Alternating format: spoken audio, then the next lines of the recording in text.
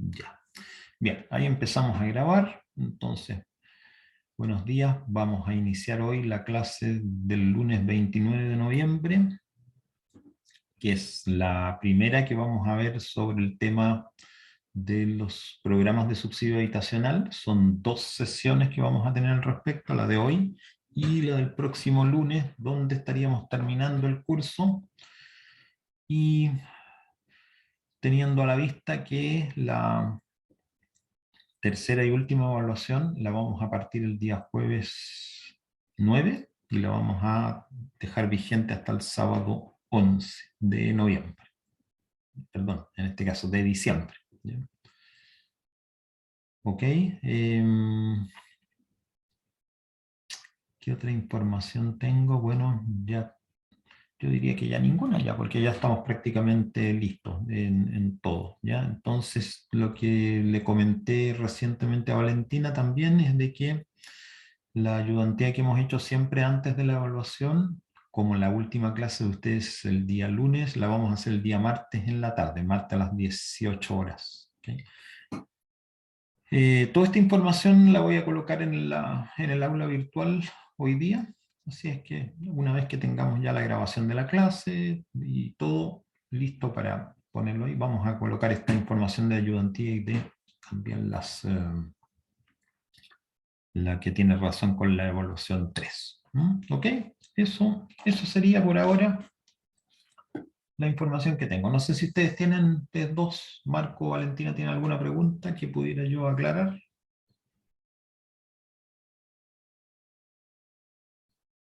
Nada. Ahí se incorpora Luis Moreno también. Ok, perfecto.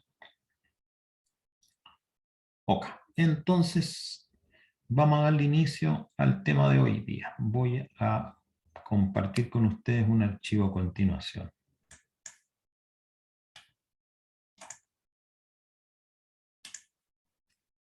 Ahí está.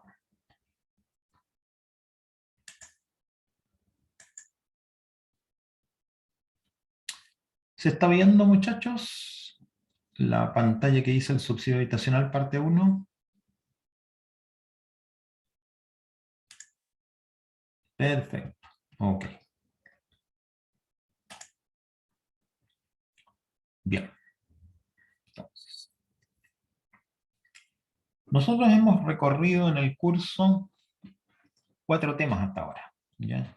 Que tenían que ver con distintos sistemas que forman parte de la seguridad social. Recordemos que seguridad social, como concepto, son todas aquellas acciones, medidas, sistemas que tienen como propósito el proteger a las personas y a las familias de contingencias que tienen como consecuencia un, un problema de situación adversa para la familia, de dejar a la familia o a las personas en una condición desmejorada, ¿ya? Ante la cual los sistemas de la seguridad social entregan una protección, ¿ya? Partimos nosotros viendo como primer sistema el de pensiones, donde las protecciones estaban centradas en el tema de la vejez, en el tema de la invalidez y en el tema de la muerte, en el sentido de que el sistema de pensiones entrega un ingreso sustitutivo para poder enfrentar justamente la vejez, donde se supone que las personas pierden capacidades como para poder seguir participando en el mercado laboral. La invalidez que evidentemente hace que la persona pierda condiciones para poder desempeñar cierto tipo de trabajos, ¿sí? Y la muerte, obviamente, en el sentido de que se pierde en definitiva a la persona como generadora de ingresos dentro de la familia. Luego vimos en un segundo tema el seguro de cesantía. Aquí lo que estaba en protección era el ingreso perdido por efectos de pérdida de empleo. ¿Sí? Y lo que entregaba el seguro de cesantía como protección era un ingreso por un periodo de tiempo que permitía a la persona y a su familia enfrentar esta pérdida de ingresos derivada de la pérdida de su fuente laboral. El tercer tema que vimos fue el sistema de salud, de enfermedades comunes, donde hay una doble perspectiva. Primero, el hecho de que la persona, al perder la salud, debe necesariamente enfrentar gastos que pueden ser sumamente altos, ¿okay? Dependiendo de la enfermedad que lo aqueja y de todas las acciones de tipo curativo que debe lograr para poder recuperar su salud. Eso por una parte, que la persona va a enfrentar gastos por efectos de acciones que tiene que enfrentar para recuperar su salud. Pero por otra parte, simultáneamente con esto, la persona que tiene un problema de salud está impedida probablemente de poder volver a su trabajo en forma temporal o en forma incluso definitiva. Por tanto, requiere de un ingreso temporal para poder enfrentar sus gastos. Y ahí aparece entonces el concepto del subsidio de incapacidad laboral por enfermedad común, derivado de un documento que certifica que la persona está llevando a cabo un reposo para recuperar su salud, que es la licencia médica. Entonces tenemos este doble protección. Protección de los gastos de recuperación de salud, que tienen que ver con consultas, procedimientos, hospitalizaciones, rehabilitaciones, etc. Y por otra parte, el subsidio de incapacidad laboral como el pago en aquellos días en los cuales la persona no puede presentarse a su trabajo normal. El cuarto tema que vimos, disculpen, es una derivación del anterior.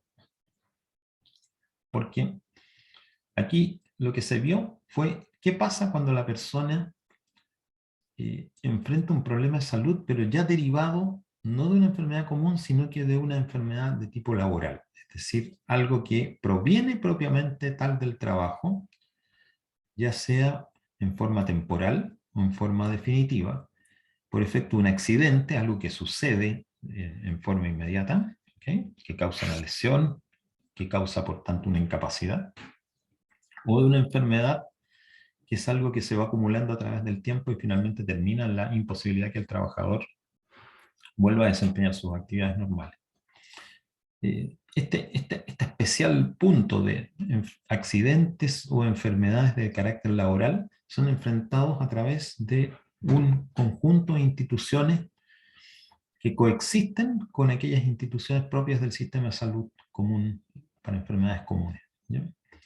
Y ahí vimos el tema de las mutualidades de empleadores y el tema del Instituto de Salud Laboral y el tema de las empresas que hacen administración delegada de este seguro, ¿ya?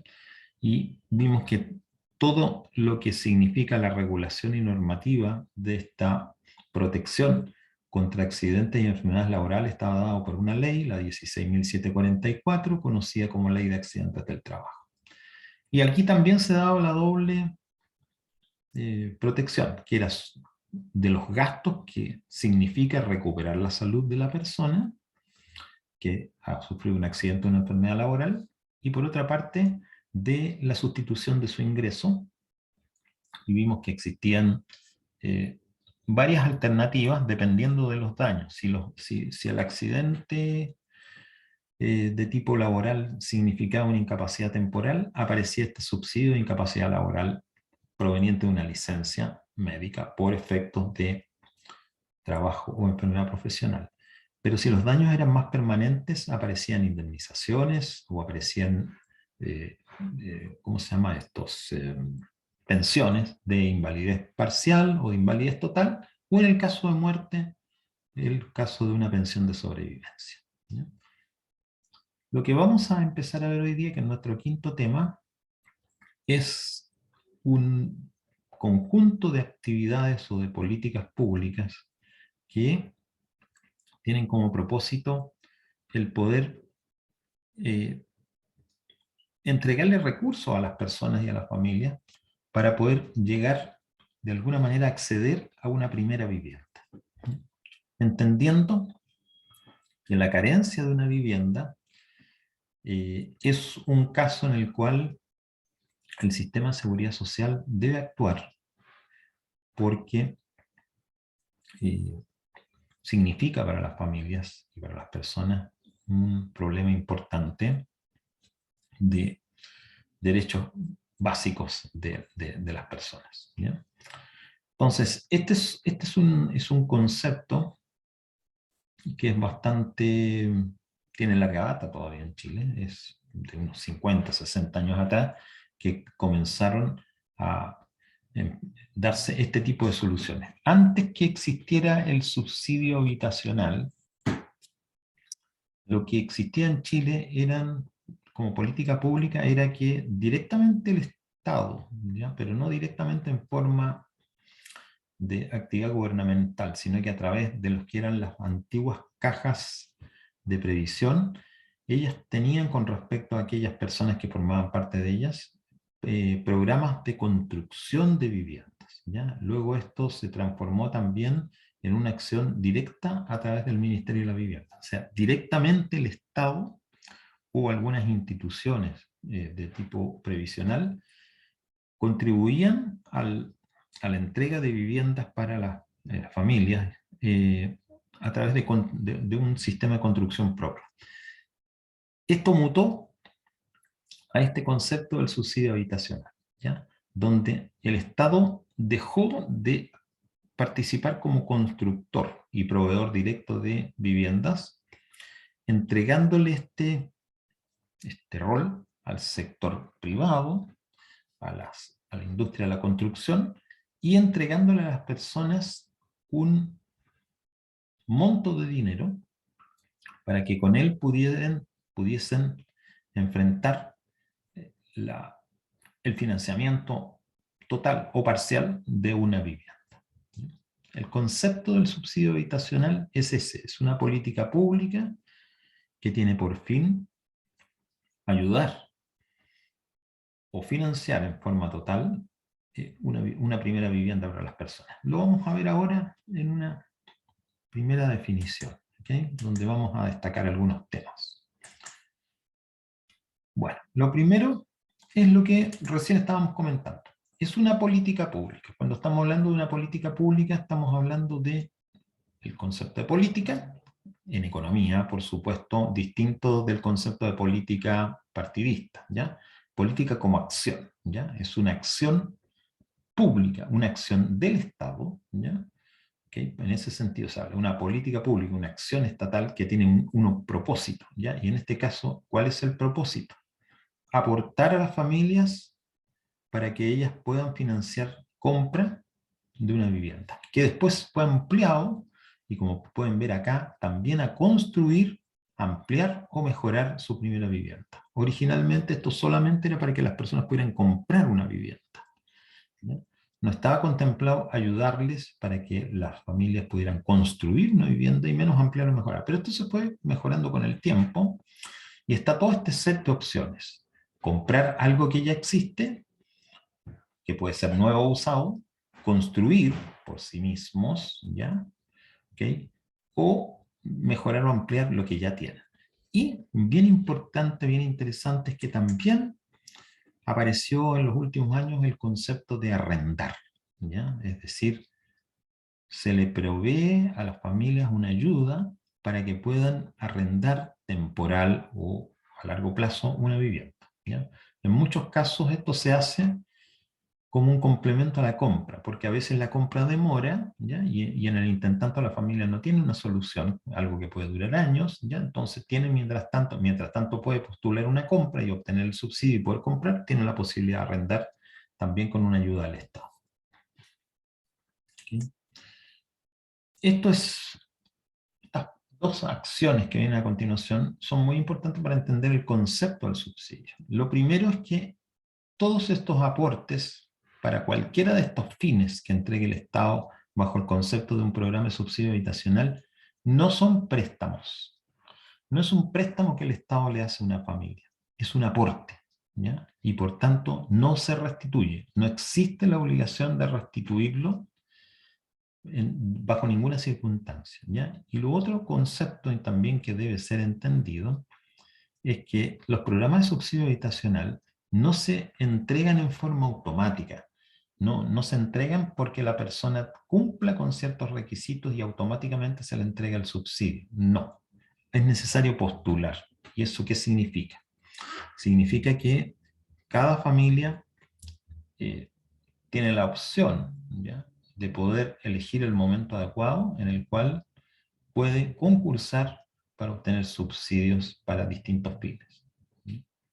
Aquí hay dos cosas que están inmersas, ¿ya? La primera, se concursa porque probablemente en muchos casos los subsidios habitacionales disponibles no son suficientes para la cantidad que se demanda y por tanto el concurso significa que algunos lo van a obtener y otros tendrán que postergarlo hasta una fecha futura. Y está inmerso el segundo tema, que para poder postular y tener éxito en la postulación, hay que cumplir con ciertos requisitos que son propios de cada programa. Requisitos que tienen que ver con distintas condiciones de la persona o la familia que está postulando. Por último, dejar claro que la administración de estos programas de subsidios habitacionales corresponde al Ministerio de Vivienda y Urbanismo, ¿ya?, como organización estatal que tiene la responsabilidad de la gestión y administración del sistema. Bien, vamos a mirar ahora cuáles son los principales programas que pueden hacerse uso de ellos. Primero está el de arrendar una vivienda, ¿okay? El segundo es el de comprar una vivienda. El tercero es de construir una vivienda.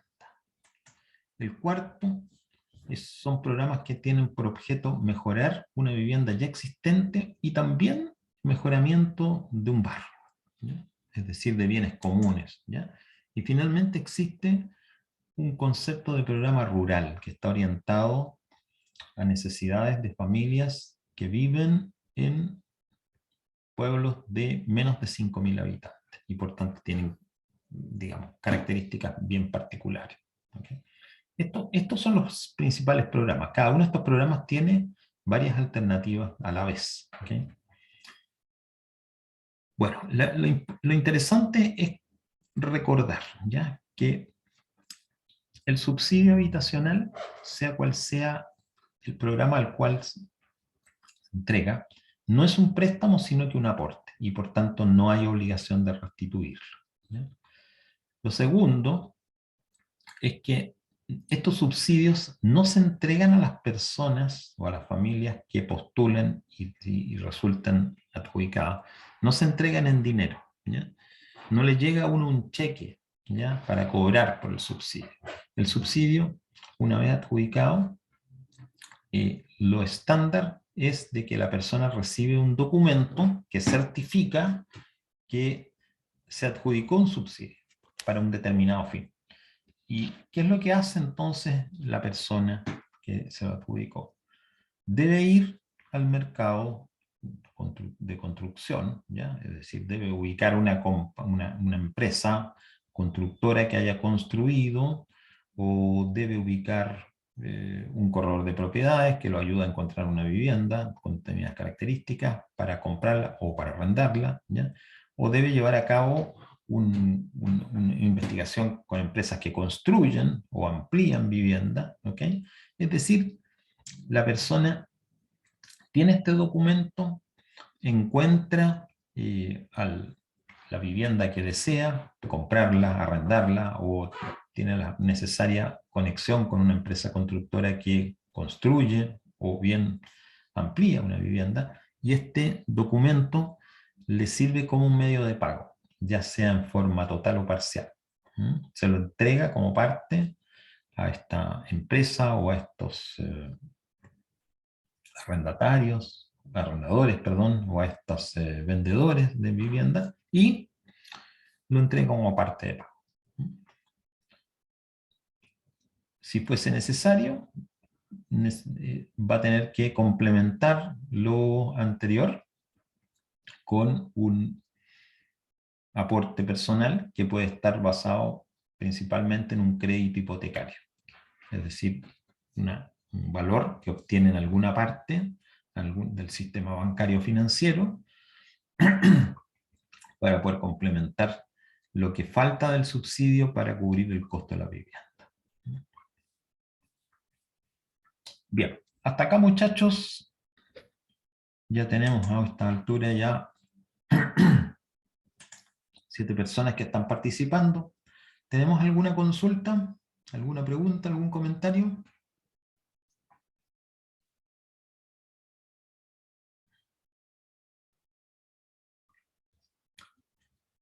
No lo tenemos, aparentemente. Ya. Me gustaría, si me pueden, alguno de ustedes que está presente, comentar si tiene alguna familiaridad con un subsidio habitacional, es decir, si su familia o alguien que haya conocido ha concursado o postulado y ha obtenido y por ende comprado o arrendado una vivienda a través de alguno de estos programas. A ver, ¿cuáles son las experiencias personales que tienen ustedes al respecto? Les agradezco su participación, si es que fuera el caso.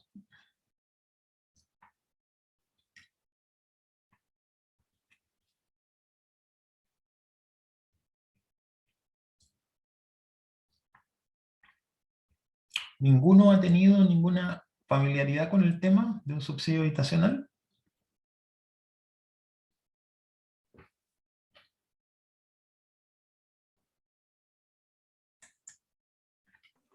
Yo, profe, por lo menos no. Ya, ok. A ver, aquí tenemos un chat que nos viene. Valentina también me dice que no tiene. Ok. Bien.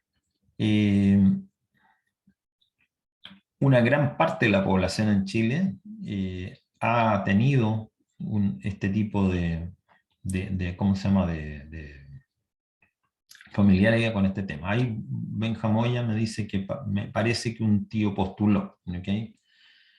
¿Ok? Pero no tienen ustedes, por lo que estoy viendo, una experiencia muy cercana al respecto. ¿Ya? Voy a hacer un paréntesis para poder hablarle un poquito de algo que es muy cercano, ¿ya? Y que siempre es interesante comentarlo en este momento, por efecto de que les mostraba a ustedes, les decía que esta era la parte de tipo complementario, ¿ya? En muchos casos. Créditos hipotecarios.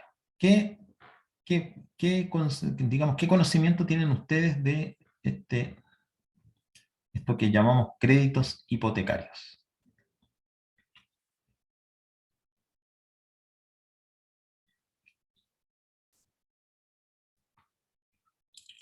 ¿Les interesa que les comente un poco sobre el tema? Ya que aquí estamos hablando del mercado de la vivienda, es decir, estamos hablando de necesidades de adquirir vivienda, mejorar vivienda, arrendar vivienda, y por otro lado, tenemos todo este concepto de instituciones que están presentes para poder llevar a cabo actividades que son de financiamiento. ¿Les interesa conocer un poco sobre los créditos hipotecarios y otras instituciones que están relacionadas con esto?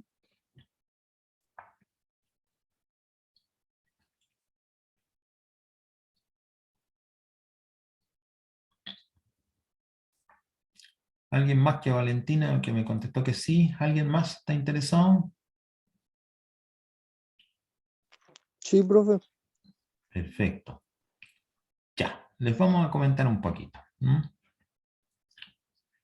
Ya, normalmente, aquí lo que queda fuera es el arriendo de una vivienda, ¿ya? Porque el arriendo evidentemente no tiene financiamiento vía crédito, sino que se entiende que es un gasto recurrente. Pero todo lo que tiene que ver con comprar una vivienda nueva, usada, construir una vivienda, ampliarla, mejorarla, estamos en este tema. Entonces, normalmente este tipo de operación económica es de muy alto impacto desde el punto de vista de una familia.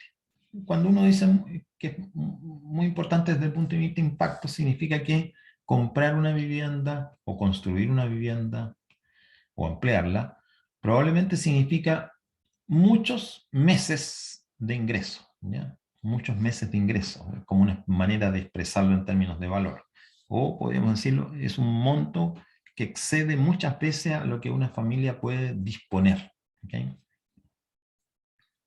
¿Están de acuerdo con eso? De que aquí raramente una familia tiene disponible el 100% de lo requerido para poder adquirir una vivienda o construir una vivienda. ¿Estamos de acuerdo?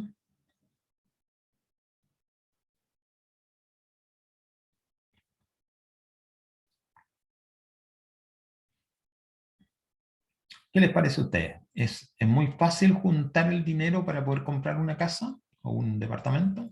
¿O se requiere un esfuerzo importante?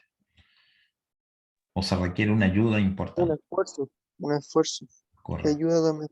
Porque lo que ocurre es que el monto que se debe pagar por una vivienda es muy alto en relación al ingreso que obtiene mensualmente una familia. Por eso se trata que puede representar años de ingreso, ¿ya? Muchos años de ingreso acumulado. ¿Okay? Bien. Entonces, ¿qué pasa? Entonces, aquí es donde entran estos temas, ¿ya?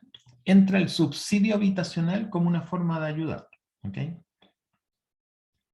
Normalmente el subsidio habitacional no es suficiente para poder adquirir una vivienda por sí mismo, excepto en algunos casos muy particulares donde se está entregando subsidio a familias muy vulnerables, ¿ya? Que no tienen probablemente capacidad económica ni siquiera para poder optar a un crédito de tipo inmobiliario.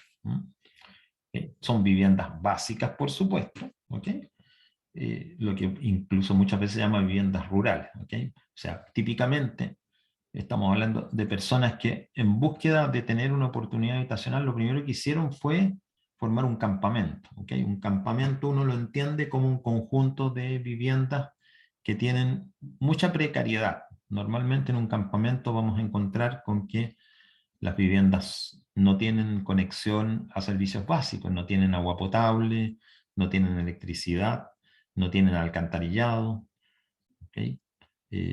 Y además las viviendas son muy frágiles, están muy extremadamente sujetas a fenómenos de la naturaleza como lluvia, viento, pueden incluso desarmarse en esas condiciones. Y por tanto, cuando vemos que existen estos grupos de familia en estos campamentos, existen estos programas de ayuda que entregan un subsidio para que la familia tenga una vivienda muy básica, muy pequeña probablemente, pero que esté en mejores condiciones. Y en ese caso no estamos hablando de familias a las cuales se les pida que lleven a cabo actividades de contratar créditos porque no tienen acceso por sus características económicas familiares de poder acceder a ellos, ¿ya? Pero si estamos hablando de familias ya que están en condiciones socioeconómicas mejores, ¿no?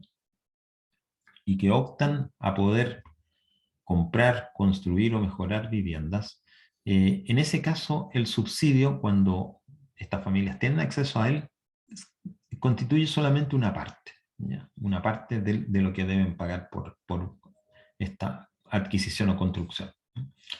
Y entonces, ¿cómo viene el resto? ¿Ya? El resto viene a través de estos créditos que son, eh, digamos, entregados por instituciones financieras tales como bancos y también otro tipo de instituciones que los entregan son las compañías de seguro y también las cooperativas, tanto cooperativas de vivienda como cooperativas de ahorro y crédito, ¿ya? Las cooperativas de ahorro y crédito son aquellas que están en realidad en condiciones de entregar los préstamos de tipo habitacional. Bien. A través del crédito hipotecario.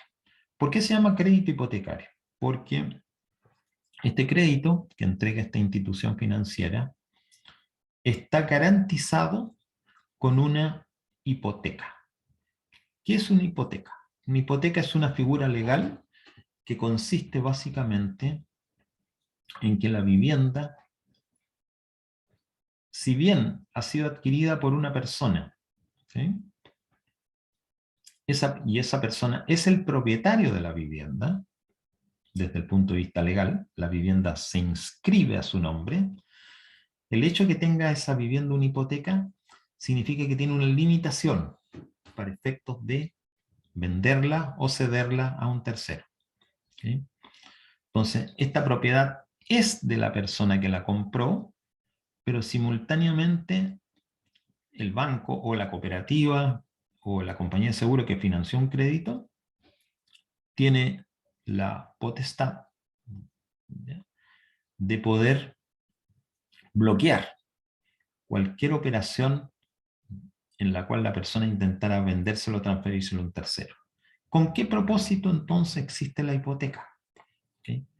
Porque cuando la persona compra una propiedad, ¿ya?, a través y usa un crédito hipotecario, y vamos a suponer, el banco le presta una cantidad de dinero, ¿okay?, ¿cómo se garantiza el banco que esta persona va a cancelarle esa deuda que probablemente esté vigente por mucho tiempo? Porque una característica que tienen los créditos de tipo hipotecario es que son de largo plazo. Son por 10 años, 15 años, 20 años, 25 años, incluso se llegó en algún momento a tener plazos de 30 años. ¿Okay? Entonces, ¿cómo puede una familia garantizarle al banco que le va a devolver ese dinero en 20 años, cuando existe una total incertidumbre de qué es lo que puede pasar a través de ese tiempo? Entonces, lo que se encontró como la solución es que esa propiedad que se compró, si bien está inscrita, es legalmente de la persona que obtuvo el crédito hipotecario, el banco o la institución financiera tiene establecido un cierto derecho sobre esa propiedad mediante la hipoteca, que básicamente lo que hace es impedir que sin la autorización del banco o de la institución financiera se pueda transferir esa vivienda a otra persona. Si no hubiese esa prohibición, la persona que obtuvo el crédito podría vendérsela a un tercero, ¿ok?, y desentenderse completamente del pago de la deuda que tuviese. Pues no tendría el banco con qué garantizarla que efectivamente esa deuda se pagase a través del tiempo, porque ya la propiedad ya se transfirió a otra persona que no tiene ninguna obligación con el banco. ¿Me entienden? Entonces, la hipoteca tiene ese fin, ¿ya? Fíjense que en esto de créditos hipotecarios, ¿ya?, una figura similar que existe en la actividad crediticia es el crédito que se llama prendario, ¿okay? Crédito con prenda. A ver, muchachos, ¿conocen de qué se llama el crédito prendario y en qué se aplica? A ver cómo anda el conocimiento de lo que es educación financiera. Crédito prendario, ¿lo ubican? Exactamente, en los autos se ve mucho eso, como nos dice Benjamoya. ¿Por qué? Porque igual que en el caso de una vivienda, con moderación, eso sí, la compra de un automóvil muchas veces implica un crédito que puede tener algunos años. Créditos a 2 años, 3 años, 4 años, ¿ya? 5 quizás sea lo más que es, el máximo plazo que se vea. ¿Okay? Entonces, igualmente, nuevamente, la persona adquiere un vehículo colocando de su parte una porción pequeña del valor y el resto a alguna institución que le entregue el crédito. ¿Okay? Y en este caso, entonces, de cómo se precave la compañía que vende que el crédito tenga una garantía que va a ser pagado es, si bien el automóvil es de propiedad de la persona, también tiene a través de esta prenda, por eso se llama crédito prendario, a diferencia de la hipoteca o el crédito hipotecario, la prenda es el automóvil propiamente tal. Entonces ese automóvil no lo puede vender o transferir a una persona, a otra tercera persona, sin que tenga la autorización de la empresa que proveyó el crédito. Se llama prendario porque se aplica a un bien mueble, ¿ok? Un bien mueble es algo que se puede mover, movilizar. El auto se mueve de un lugar a otro, ¿ok? En cambio, el crédito hipotecario y la hipoteca se refiere a bienes inmuebles, inmuebles que no se pueden mover. Una vivienda está ahí, no se puede mover a otro lado. Son las dos posibilidades. Tanto las hipotecas, que se refieren a los bienes inmuebles o propiedades de vivienda, ¿ok? O terrenos también, ¿ok? Y los créditos prendarios, que se refieren a bienes que se pueden movilizar, como por ejemplo automóviles, camiones, ¿ya? Maquinaria agrícola en general. Estas dos cosas, la prenda y la hipoteca, son registros oficiales, ¿ya? Todas las hipotecas se inscriben en el registro de hipoteca, todas las prendas se inscriben en el registro de prenda, y la institución que los lleva, que mantiene ese registro, y que tiene, digamos, toda la responsabilidad de que todo esto se maneje de una forma transparente y correcta, son los conocidos conservadores de bienes raíces, ¿okay? Esta institución que existe a nivel regional, ¿ya?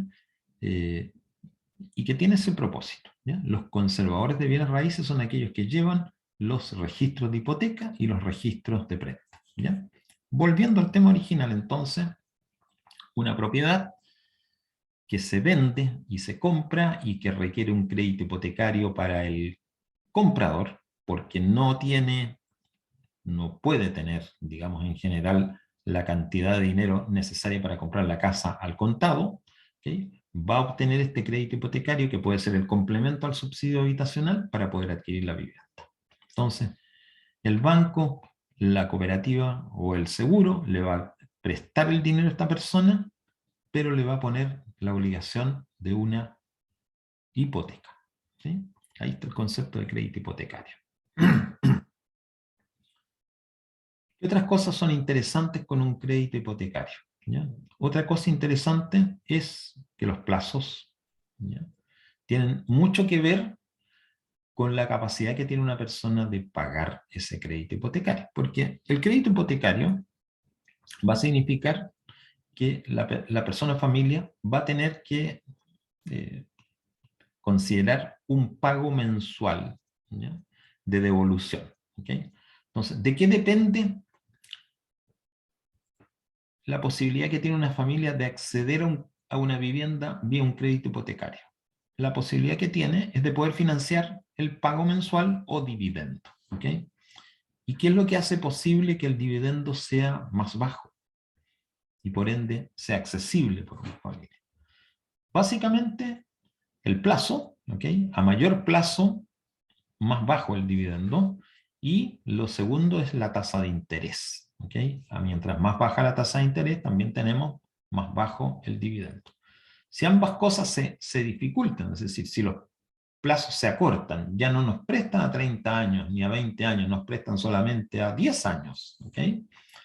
Y la tasa de interés de ese crédito es más alta, eso significa que el dividendo o pago mensual de devolución va a ser más alto, y al ser más alto va a impedir que muchas familias puedan acceder a este instrumento de crédito, el crédito hipotecario. Y si los créditos hipotecarios desaparecen o se achican en cantidad, significa finalmente que una gran cantidad de la población no tiene posibilidad de financiar una compra de una vivienda usada o nueva, ¿okay?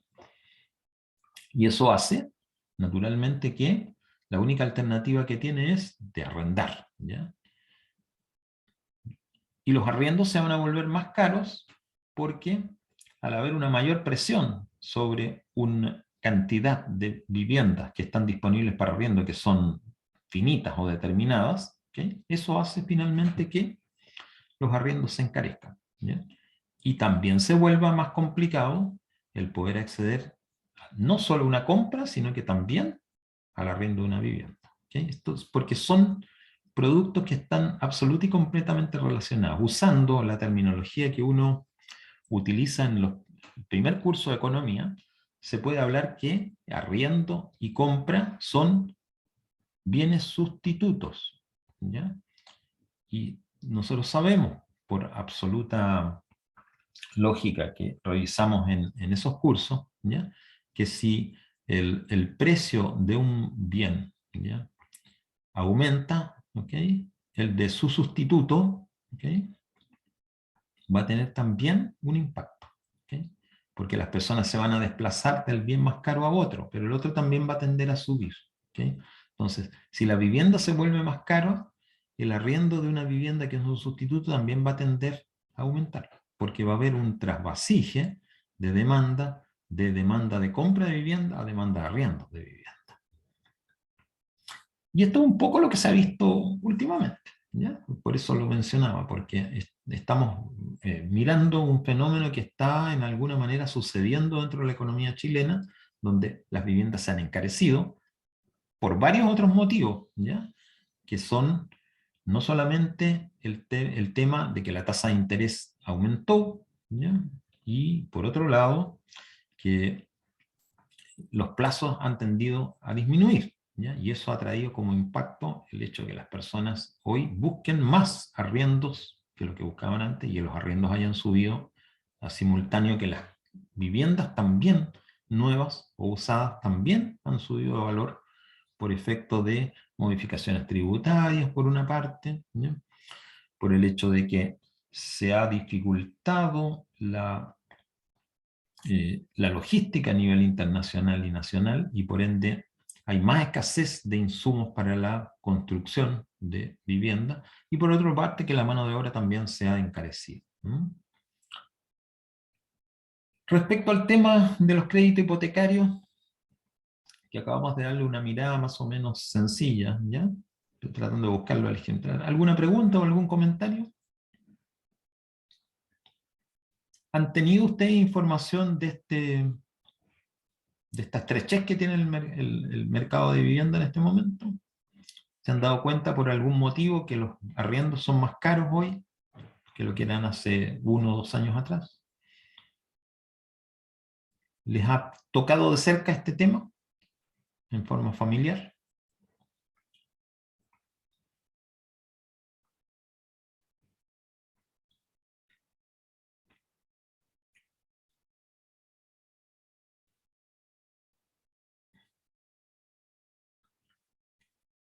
Ok. ¿Qué están súper caros, Valentina? ¿Qué están súper caros? ¿Qué me dice? Están súper caros. ¿Estás refiriéndote a las viviendas como precio de compra o a los arriendos? ¿O a los dos?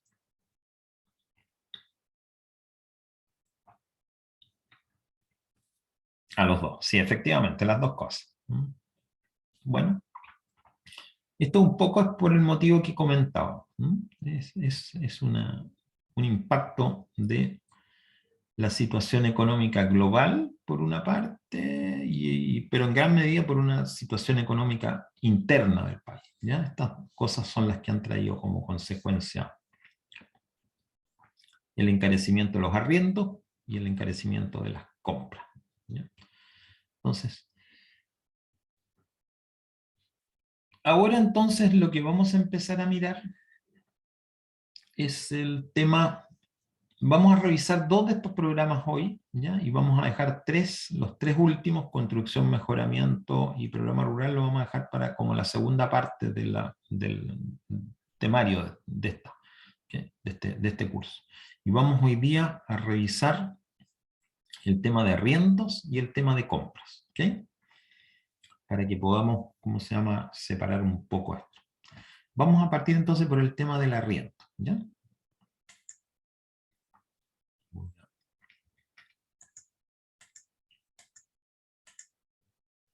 Ok.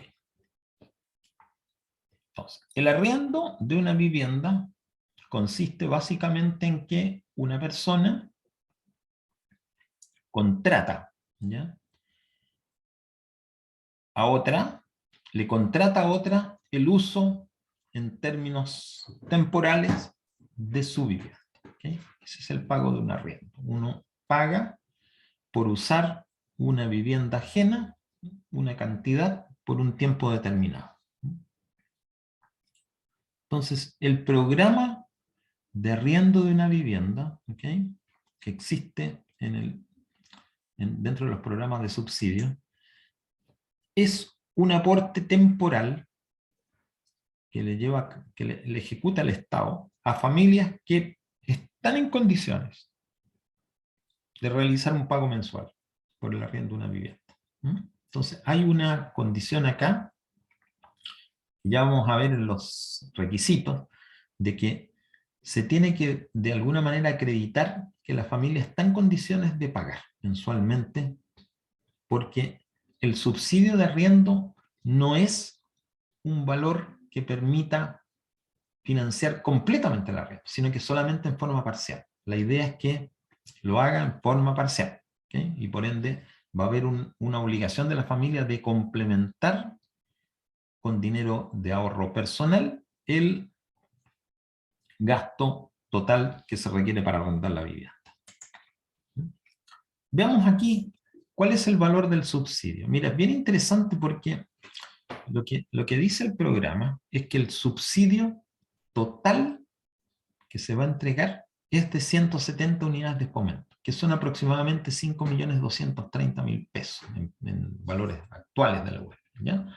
Pero ese valor no es que se lo entregue de una vez, ¿ok? No es que uno se adjudicó el subsidio de arriendo, entonces le entregan 170 unidades de fomento. De hecho, nunca le van a entregar nada a uno, sino que le van a entregar un documento que certifica que lo obtuvo. Lo que pasa es de que estas 170 unidades de fomento las puede usar en un plazo máximo de 8 años. Es decir, se distribuyen a través del tiempo. ¿Okay? Y hay un máximo mensual que se puede usar. Miren, aquí lo vamos a ver. Mensualmente hay un tope de 4,2 unidades de fomento. Es decir, mira, yo tengo un fondo de 170 unidades de fomento, pero sé que mensualmente máximo puedo usar 4,2. ¿Okay? ¿Y eso qué significa? ¿Okay? Que si yo tomo las 170 unidades de fomento, voy a hacer aquí el ejercicio en la calculadora. Si yo tomo 170 unidades de fomento y divido por 4,2, que es el máximo mensual que puedo usar, eso me da aproximadamente 40 meses.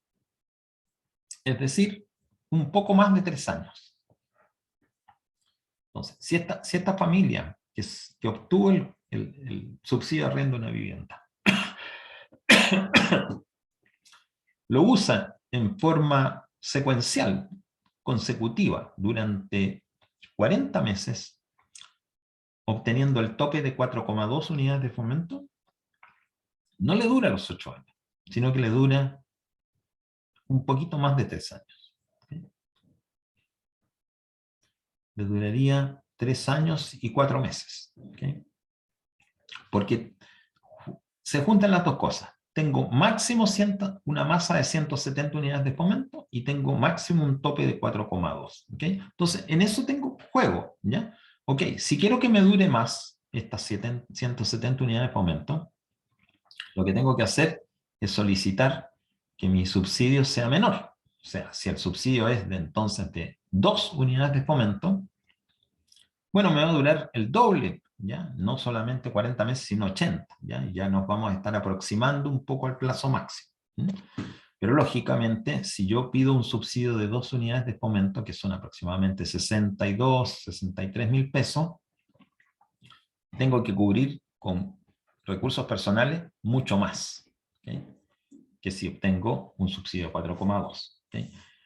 Vean ustedes que el tope de 4,2 unidades de fomento en plata actual, 129.000 pesos, de ninguna manera me va a permitir financiar el arriendo de una vivienda, que son mucho más altos. Por ende, siempre va a estar presente el hecho que la familia tenga que financiar una diferencia con recursos propios. En definitiva, el subsidio de arriendo es una ayuda, ¿ya?, para arrendar una vivienda, no la solución total para arrendar una vivienda si no tengo recursos. ¿Okay? Y por otro lado, para que ustedes vean que también existe un límite, también se establece que el valor de arriendo máximo no es libre, ¿okay?, sino que tiene un tope. No puede superar las 11 unidades de fomento, que son aproximadamente en dinero de hoy día 338.000 pesos. ¿Okay? Entonces, fíjense ustedes, si yo arriendo por el máximo 338.000 pesos y obtengo el subsidio máximo de 4,2 UF mensuales, ya estoy hablando que tengo aproximadamente que financiar 338 a 130, 210.000 pesos, más o menos. 210.000 pesos. ¿Okay? Para poder financiar mi arriendo máximo de 338.000 pesos con un subsidio de 129 y 210.000 pesos que coloca la familia. Y en la medida que baje las 4,2 a menos para que me dure más meses el subsidio, es más la cantidad que tengo que colocar. ¿Qué propósito tiene el colocarle un valor máximo al arriendo, estimados? A ver qué piensan ustedes. ¿Qué lógica tiene que el legislador haya dicho no es cualquier arriendo, es aquel tiene un máximo de 11 unidades de fomento? ¿Por qué ponerle un máximo a esto?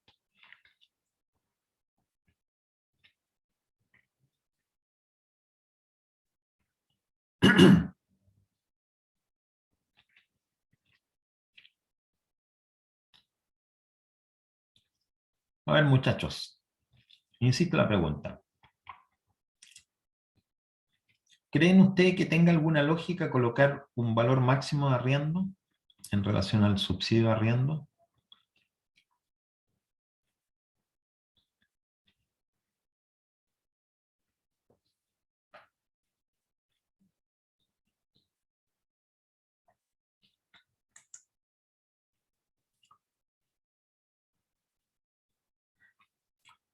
¿Qué piensan, muchachos? A ver, le voy a preguntar a uno de ustedes. A ver, ahí me viene una respuesta. ¿Qué me dice?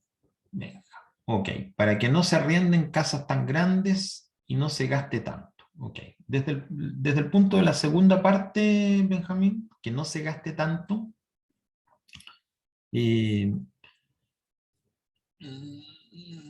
no sé si va por ahí, ¿no? Porque, mira, si no tuviera límite, ¿ya?, el valor que tendría que financiar la familia sería, claro, sería mucho mayor, ¿ya?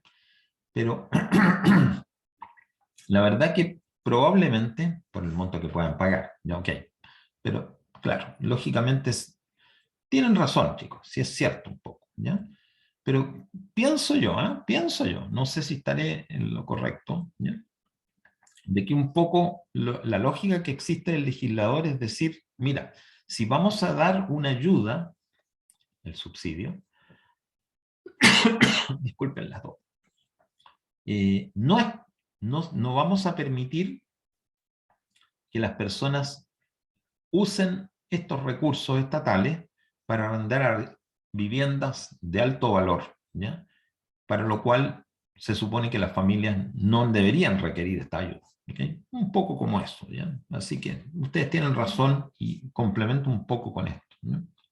Es un poco limitar el acceso a estas viviendas arrendadas a familias que realmente tienen necesidad y por ende no van a estar pretendiendo arrendar viviendas que son extremadamente caras, ¿ya?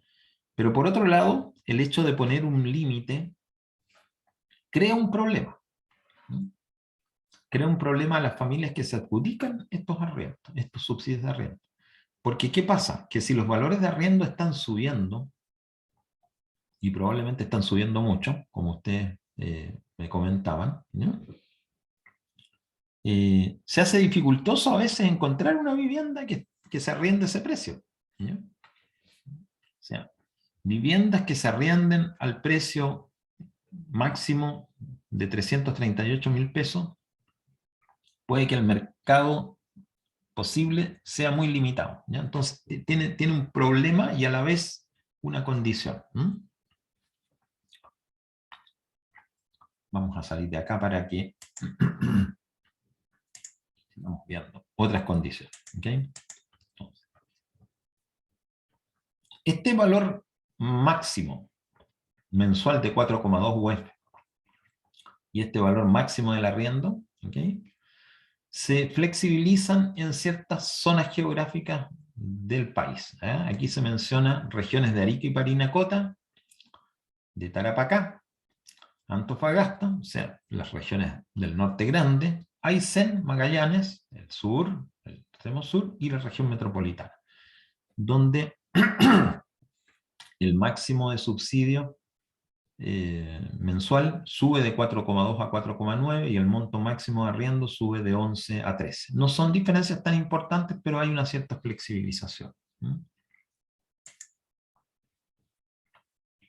Y esto que viene ahora finalmente que dice, permite el cambio de vivienda a cualquier región del país y postular en un futuro un subsidio para comprar una vivienda, significa que una persona que se adjudicó un subsidio de arriendo no está impedida de postular y obtener un subsidio de compra. ¿Okay?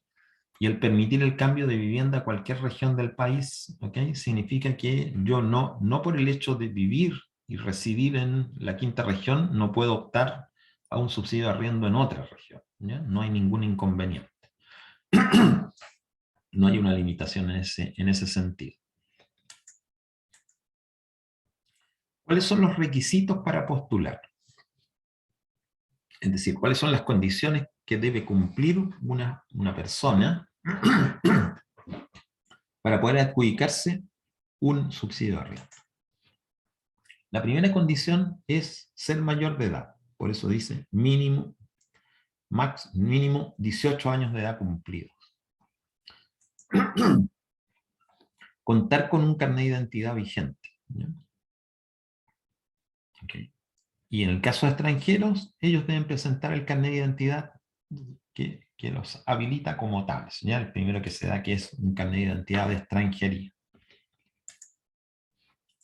Se exige que la persona postule al menos con su cónyuge, con su conviviente civil, con su conviviente sin apellido o hijo. Es decir,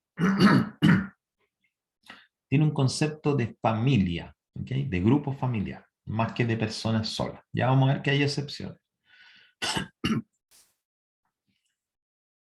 Las personas que tienen más de 60 años al momento de postular quedan eximidos este requisito de postular como núcleo familiar. O sea, una persona de 60 años o más no está obligada a postular con su cónyuge o conviviente civil o hijo. No está obligada. ¿Okay?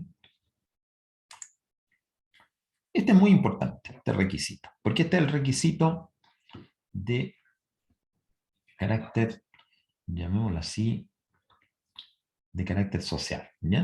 O sea, ¿a quiénes está focalizado este subsidio de arriendo? Está focalizado a familias que están inscritas en el registro social de hogares y que no superen el tramo del 70% de calificación socioeconómica.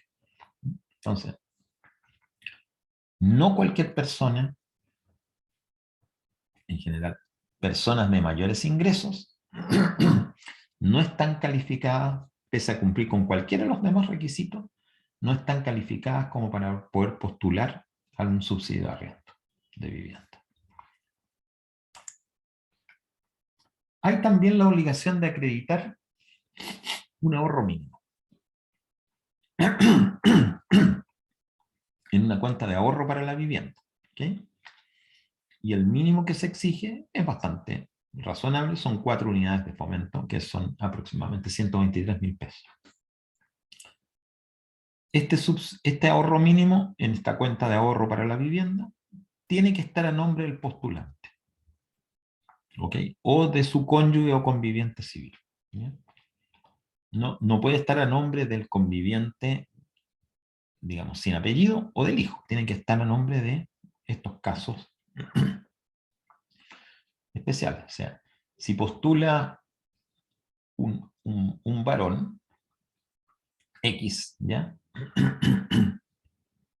Él tiene necesariamente que tener a su nombre esta cuenta de ahorro, con este mínimo de 4 unidades de fomento, o que esté a nombre de su cónyuge o conviviente civil, con la cual existe una, digamos, un lazo que está formalizado. Y se exige un ingreso económico familiar. ¿Por qué? Porque la persona tiene que financiar con recursos propios parte del arriendo. Recuerden que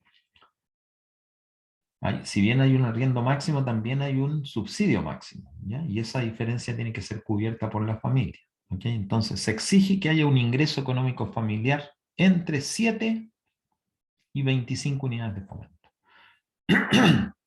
Estamos hablando entre 215.000 pesos y 769.000 pesos. Y si este grupo familiar tiene más de 3 personas, el ingreso mínimo mensual, perdón, el ingreso máximo mensual familiar va a aumentar en 8 a 8 unidades de fomento. ¿Okay? Entonces, existe un requisito de edad, ser mayor de edad, existe un requisito de postular como núcleo familiar, excepto personas mayores de 60 años, existe un requisito socioeconómico, estar inscrito en el registro social de hogares y pertenecer al 70% más vulnerable. Existe un requisito de ahorro mínimo previo, 4 unidades de fomento, y existe un requisito de ingreso económico familiar. ¿Okay? El grupo familiar que está postulando, en suma, tiene que registrar, tiene que acreditar que tiene una cantidad determinada que va a estar entre estas 7 y estas 25 unidades de fomento. ¿Cuáles son las acciones que se deben seguir para postular a este subsidio de arriendo? Primero, tiene que abrir una cuenta de ahorro. ¿Okay? Esta cuenta de ahorro para la vivienda. ¿Por qué? Porque le van a exigir que la tenga abierta. ¿Okay? Y que tenga al menos un mes de antigüedad. ¿Okay? Entonces, en el momento de postular, ya tiene que tener abierta esta cuenta de ahorro para la vivienda. Ya tiene que tener depositado en ella el ahorro. ¿Okay? Entonces, dice, tiene que tener un mes de antigüedad a lo anterior a la fecha de postulación. Entonces, por eso, una acción previa para postular es tener abierta esta cuenta de ahorro y tenerla con los fondos requeridos. ¿Ya? Y obviamente debe consultar por fecha de postulación, porque las aperturas a los concursos, en este caso el concurso de subsidio de ahorro, de subsidio para la vivienda, no es de arrendamiento, no está todo el año, en cualquier momento abierto. Hay plazos de postulación, vencidos esos plazos ya no se puede postular hasta que se vuelva a abrir el concurso. Por ende es importante consultar estas fechas para conocer cuándo debe estar. ¿Okay? Y es importante que la persona abra el registro social de hogares, se inscriba, ¿okay? Se inscriba a la familia y se conozca cuál es la calificación, porque si no se cumple con este 70% más vulnerable, tampoco tiene sentido que postule. ¿Okay? Por ende, es otra acción previa. ¿Okay? Y se puede postular ya sea por internet o se puede postular presencialmente. ¿Okay? Si es presencial, uno debe acudir a las oficinas del Servio, no del Ministerio de la Vivienda, porque no existe nada más oficina del Ministerio de la Vivienda en todas las regiones.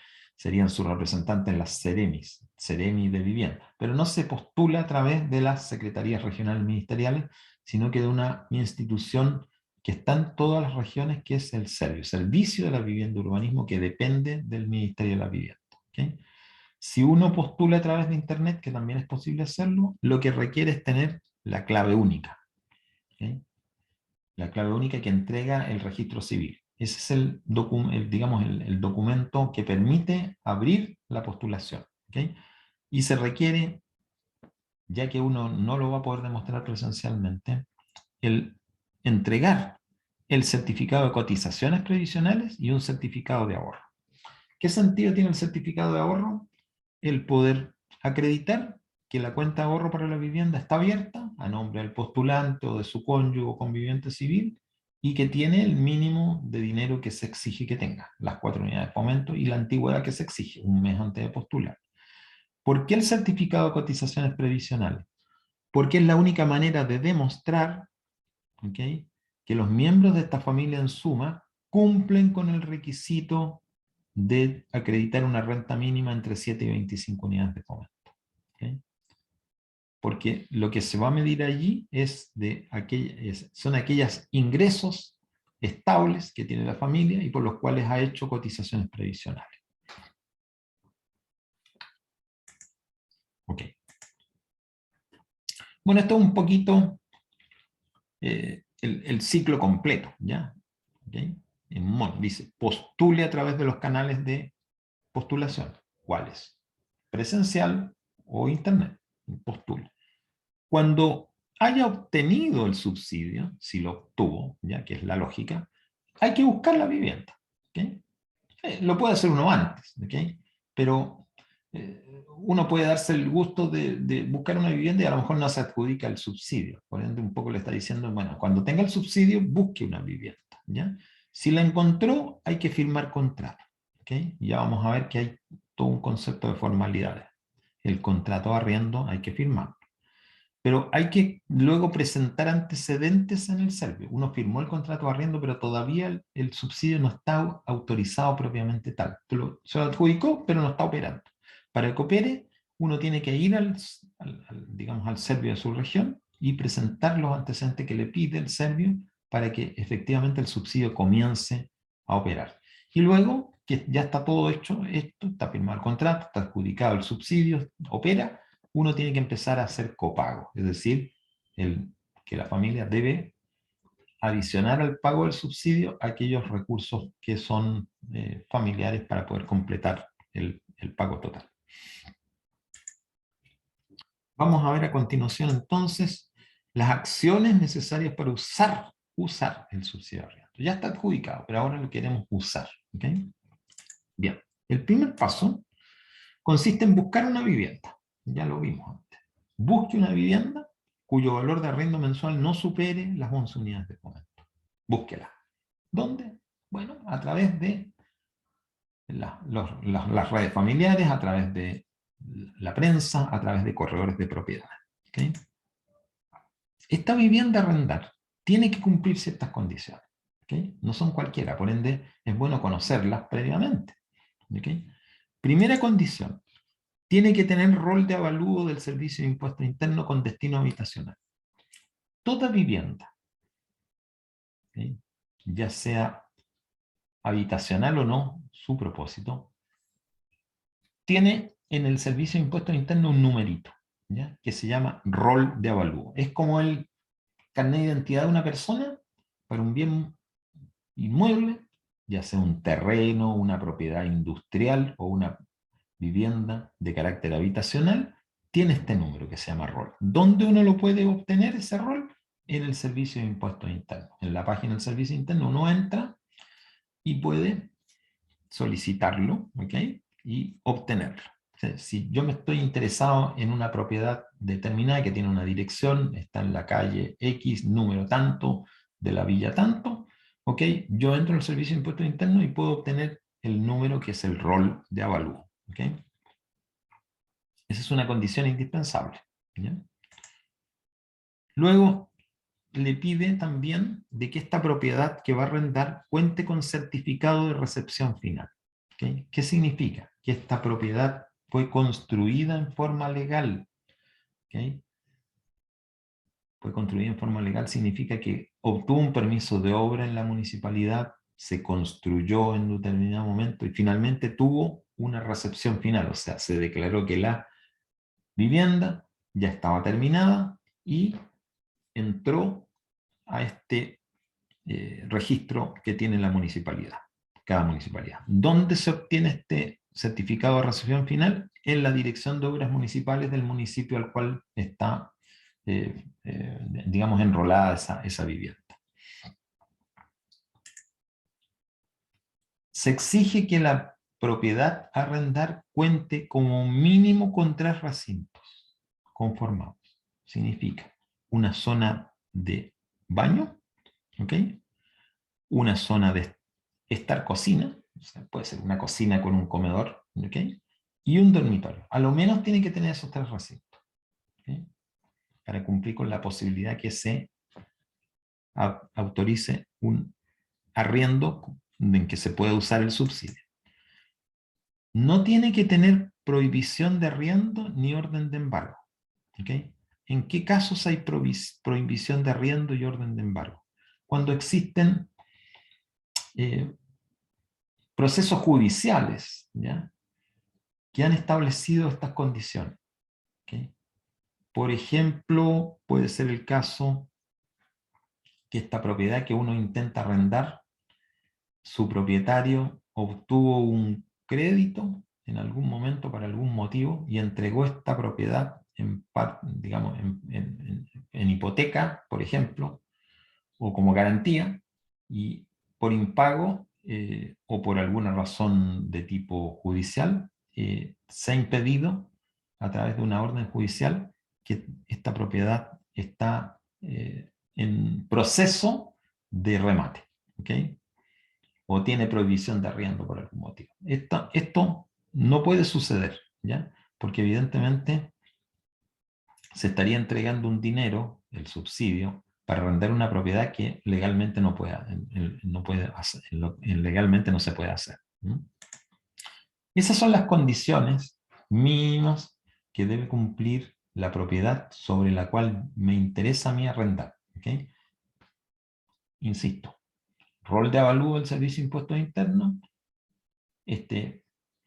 certificado de recepción final, ¿okay? Estas prohibiciones que no deben estar vigentes, ¿okay? Para que podamos tener esta posibilidad.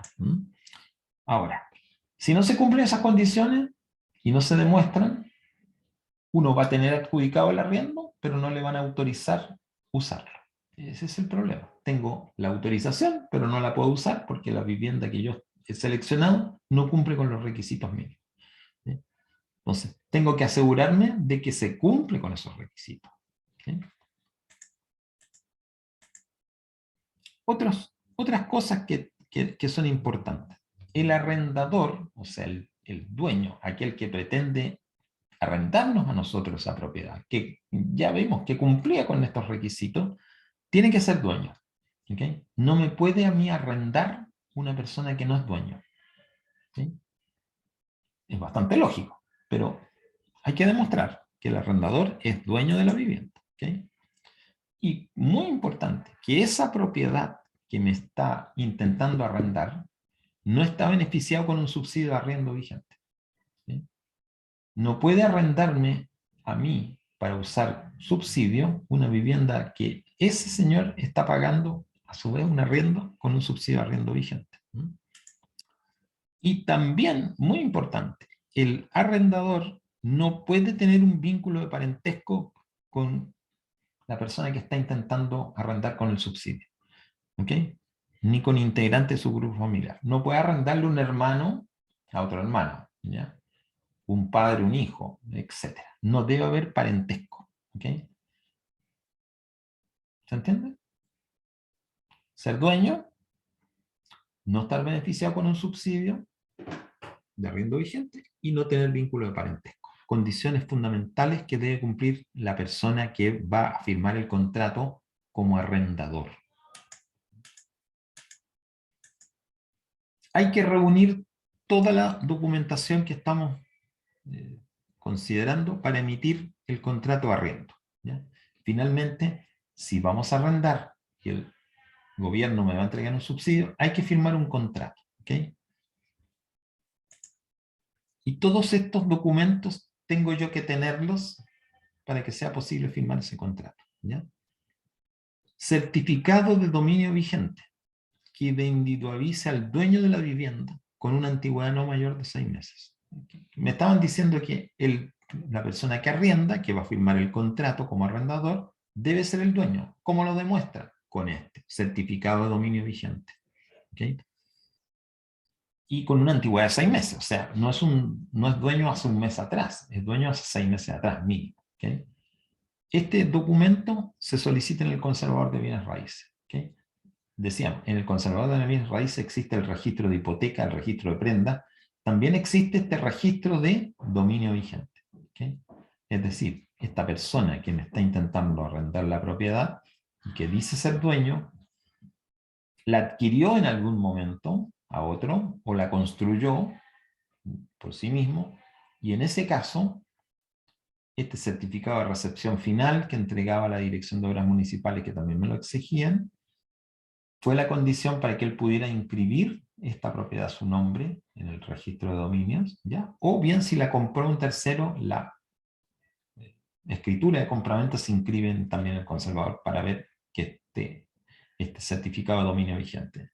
¿Okay? Entonces, debo demostrar a través de este documento que lo emite el conservador de bienes raíces, que soy el dueño y con un cierto tipo de antigüedad.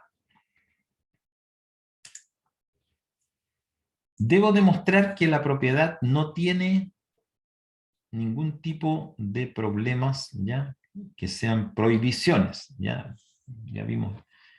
Por eso le piden certificado de hipotecas, gravámenes, prohibiciones e interdicciones con antigüedad no mayor a 6 meses, ¿okay? Que también se solicita en el conservador de bienes raíces.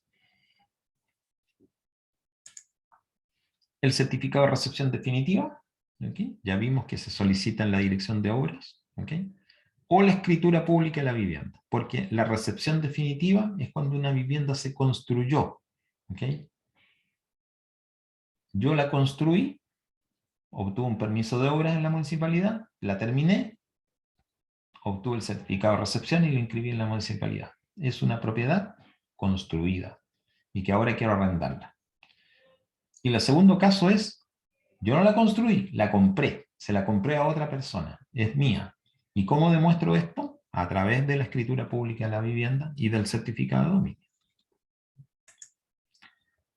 Tengo que entregar el certificado de avalúo fiscal de la vivienda. ¿Okay? Acuerden que había un requisito que decía, tiene que tener un rol. ¿Okay? Este certificado lo demuestra.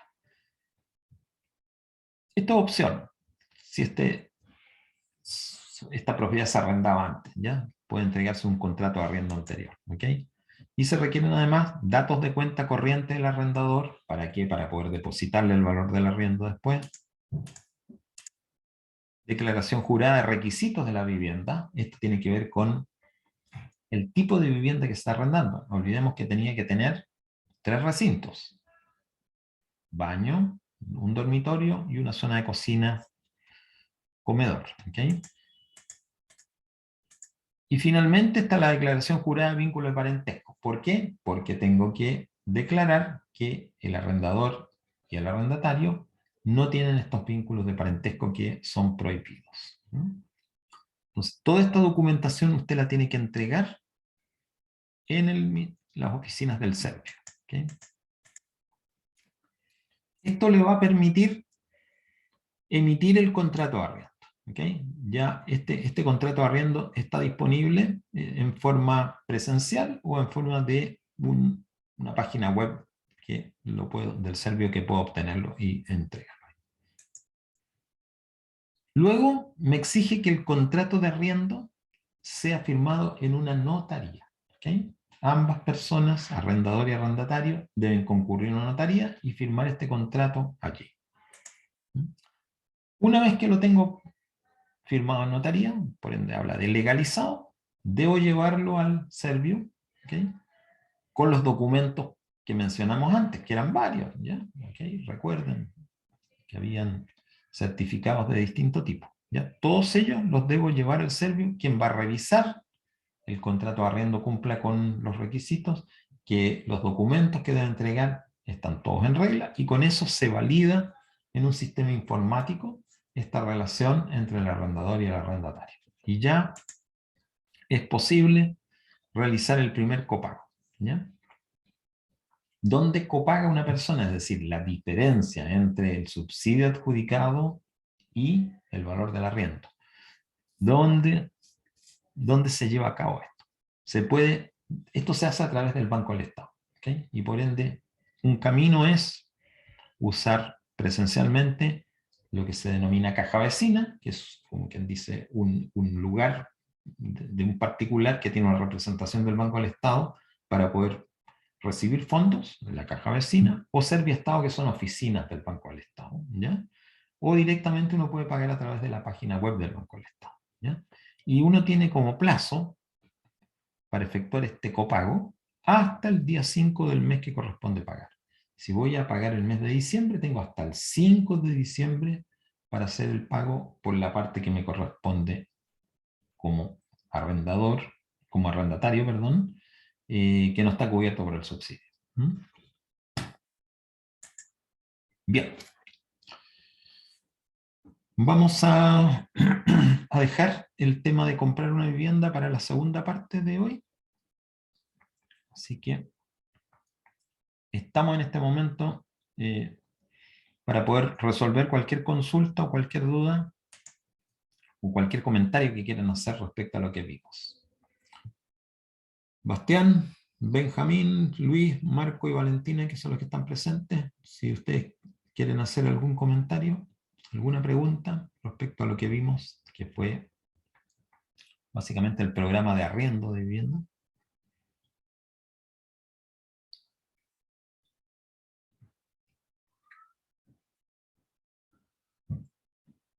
No hay preguntas, no hay comentarios. En consecuencia, lo que vamos a hacer ahora entonces es,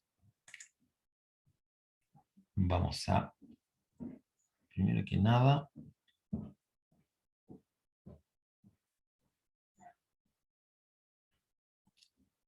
la grabación la vamos a dejar no en pausa, sino que la vamos a terminar. Voy a bajar esta parte. Ahí está.